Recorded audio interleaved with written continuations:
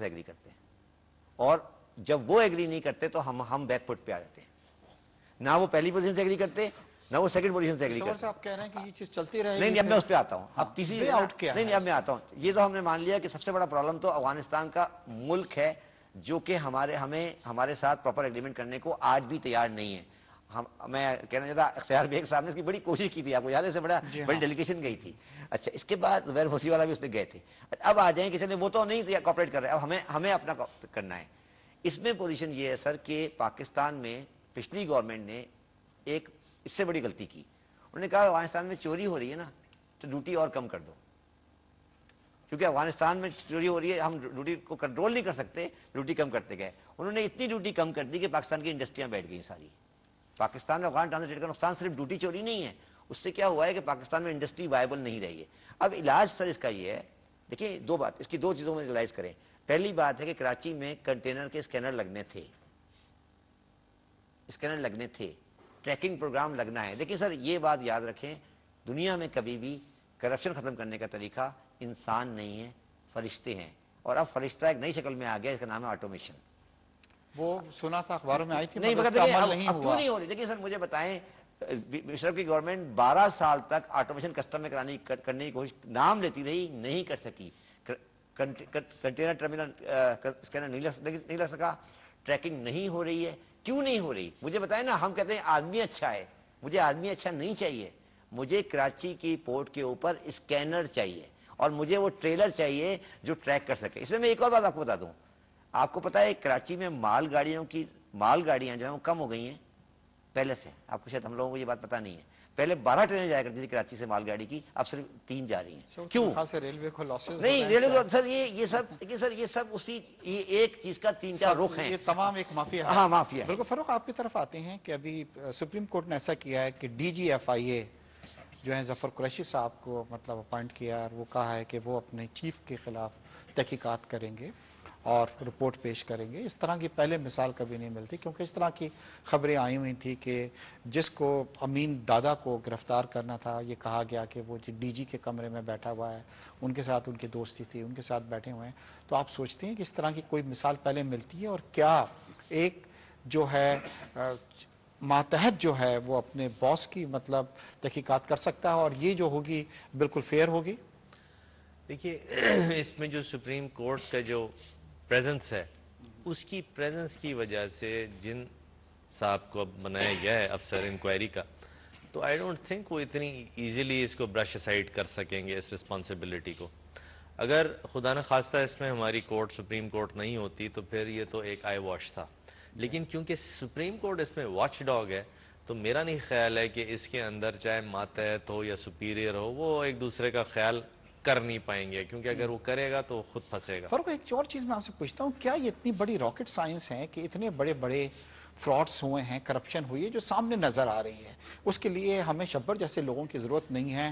Accounts میں پیسہ آ گیا، اکاؤنٹس لوگوں کے سیز ہو گئے ہیں، فارن ایکسچینج اکاؤنٹس ہیں حج کے اندر، مطلب 100 روپے کی چیز 200 روپے میں خریدی گئی ہے، آج اس چیز کو آپ آف لوڈ کرتے ہیں، کوئی آپ کو وہ پرائز نہیں دے گا. تو کیا اس کے اندر ہمیں اتنا تحقیقات کی ضرورت ہے، یا اس کے اندر اگر ہم جاتے ہیں تو فوراً یہ چیزیں تو سامنے نظر آ رہی ہیں؟ جب میرے خیال میں یہ اگر آپ حج سکینڈل کی بات کر رہے ہیں کے اندر کی اسپیسیفک اگر بات کر رہے ہیں، یا کسی ایسی زمین کی بات کر رہے ہیں جو کہ کسی ایک کمپنی نے، گورنمنٹ کمپنی نے 2 کروڑ کی زمین 60 کروڑ میں خرید لی، اگر اس کی آپ بات کر رہے ہیں تو ٹھیک ہے، بہت سی چیزیں ایسی ہیں which are writings on the wall. لیکن نارملی جو وائٹ کالر کرائم ہوتا ہے وہ اتنا ایزیلی ڈیٹیکٹیبل نہیں ہے. اس کے لیے جیسے میں نے پہلے کہا، ایک تو آپ کو اس کی قانون سازی چاہیے. جیسے شکر کی بات ہے، شکر کے لیے آپ کو پراپر قانون سازی چاہیے. پھر آپ کو ٹرینڈ پروسیکیوٹر چاہیے جو کہ کیس بنائے گا.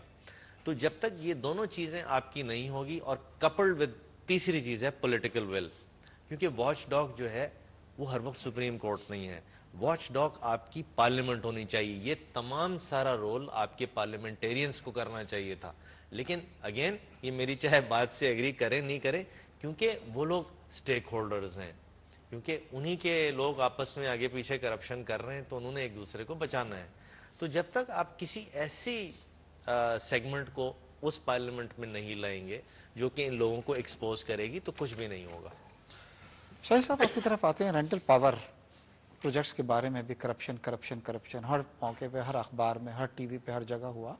और अभी सुप्रीम कोर्ट ने आपने देखा है कई अरब रुपए इन कंपनियों से वसूल किए हैं और उन्होंने ओवरनाइट लाके पे किया है। ये नहीं कि उन्होंने अपनी जेब से किए हैं, ऑफ कोर्स करप्शन हुई है, उनको चाहे ओवर पे हुआ है या किसी तरीके से उन्होंने लिया, उस चीज को प्रोजेक्ट शुरू नहीं किया। कुछ इस तरह भी खबरें आई कि किसी ने एक प्रोजेक्ट के लिए लिया था, मतलब 2 प्रोजेक्ट्स के लिए लिया और एक प्रोजेक्ट को 2 जगह दिखाया, और इसकी सब बातें हो रही। तो आप क्या कहेंगे इस सिलसिले के अंदर कि जब एक रेंटल पावर प्रोजेक्ट जो हैं इसके, और नॉट ओनली सिर्फ पाकिस्तान से बाहर भी बातें की जा रही हैं कि इसमें शफाफियत जो है वो नजर नहीं आ रही है। देखिए, इसमें तो कतई कोई शुबा नहीं है कि ये जो रेंटल पावर प्रोजेक्ट्स हैं ये करप्शन का बड़ा एक जरिया रहे हैं। लेकिन अगर उन्होंने सुप्रीम कोर्ट के अहकामात के तहत मय सूद वापस कर दिया है, इसका ये मतलब नहीं है कि आगे वो मजीद अपना कुछ क्लेम दाखिल नहीं करेंगे। लेकिन जहां पर ये यूटिलाइजेशन था, मिस यूटिलाइजेशन था, लेकिन सवाल फिर वही आ जाता है कि सुप्रीम कोर्ट कितने केसेस करेगी, क्या करेंगे। मैं अर्ज कर रहा हूं ना, अभी इसमें मसला क्या है कि जिन लोगों ने ये पेमेंट्स उनको किए थे और उसके बाद खामोश होकर बैठ गए, तो उनको तो नहीं पकड़ा गया अभी तक भी। मसला वही है कि डर्टी वाटर जहां से गिर रहा है उसकी तरफ तवज्जो नहीं है। मसलन एक साहब को अगर सुप्रीम कोर्ट के हुक्म पे डिस्क्वालीफाई कर दिया गया, अगले इलेक्शन में 1 हफ्ते के बाद उसने दोबारा दाखिल कर दिया, वो दोबारा इलेक्ट हो गया, तो सवाल ये पैदा होता है कि ये कहाँ का जस्टिफिकेशन है कि जो आदमी डिस्क्वालीफाई हो जाता है, जो आदमी सजा याफ्ता है, उसको बड़े बड़े ओहदे दिए जाते हैं, हालांकि ना उसके पास काबिलियत होती है। तो हम जब इदारों को तबाह कर रहे हैं और पार्लियामेंट में देखिए, अगर 61% वो लोग थे जिन्होंने टैक्स ईमानदारी से नहीं दिया, ये कोई सीक्रेट तो नहीं है, ये तो रिकॉर्ड की बात है। कर्जे माफ कराने वाले यहां मौजूद हैं, गलत तरीके से इलेक्ट होके ये आ गए और शाहाना अखराजात ये कर रहे हैं, कानून साजी ये करने के लिए तैयार नहीं है, हुकूमत इनके दबाव में है, गिव एंड टेक हो रहा है। तो ये बड़ा अहम मसला है कि हम देखिए मईशत तबाह हो रही है, आपके यहाँ सरमाएकारी नहीं। शाहिद साहब बिल्कुल मैं आपकी तरफ आता हूँ, क्योंकि नसीम साहब से मैं बाद में ये पूछूंगा कि जिन लोगों ने इतनी ओवर पेमेंट की थी उनके खिलाफ क्या किया गया। शबर आपकी तरफ आते हैं, बीच में ये हुआ कि फाइनेंस मिनिस्टर ने ऐलान किया कि जी 5 साल पुरानी गाड़ियां आ सकती हैं। प्राइम मिनिस्टर ने इसको ओवर रूल कर दिया कुछ दिनों बाद, 10 दिन तक, और उसके अंदर ओवरसीज पाकिस्तानियों ने गाड़ियां खरीद भी ली। कुछ जो थी वो मतलब रस्ते में भी थी, आ रही थी, और सडनली फिर ये आया प्राइम मिनिस्टर से कोई कार मैन्युफैक्चरर से मिले कि जनाब सॉरी इस पर पाबंदी लगा दी गई है। फिर कल ये खबर आई कि जनाब प्रेसिडेंट साहब ने इंटरवीन किया है, मतलब, और अब उन्होंने इसकी फिर दोबारा इजाजत दे दी। तो ये बताएं किसी और मुल्क में इस तरह की मिसालें मिलती हैं कि फाइनेंस मिनिस्टर ने अलाउ किया, प्राइम मिनिस्टर ने रुकवा दिया, फिर सदर साहब इंटरवीन किए, क्योंकि इस पर बहुत ज्यादा हुआ इनक्राई हुआ है और अखबारों में मैं कहना नहीं चाहिए मुझे, मगर मैं आज दुख के साथ ये कहता हूं कि पाकिस्तान में इस्लामाबाद और पर्टिकुलरली मिनिस्ट्री ऑफ फाइनेंस, वो एक प्रैक्टिकल पैरालिसिस में चली गई है। वो पैरालिसिस में चली गई है 2 वजूहात से। एक तो पैरालिसिस वो इसलिए चली गई है कि कांस्टेंट एक प्रेशर है उसके ऊपर, जुडिशरी का राइट प्रेशर है, गलत प्रेशर नहीं, सही प्रेशर है। दूसरा प्रेशर उसकी जो उसके इसमें काम हो रहा है, वो मेजॉरिटी लोग वो हैं जो पाकिस्तान में तजर्बा बहुत कम है। और तीसरी बात यह है कि पाकिस्तान में इकोनॉमिक्स की जा रही है डे टू डे बेसिस पर। तो मेरा सिर्फ आपको ये कहना है, जो आपने बात की कहीं नहीं होता, और ये जो पॉलिसी हर आधे घंटे बाद तब्दील हो रही है, ये मेरे हिसाब से करप्शन से बड़ी लानत है।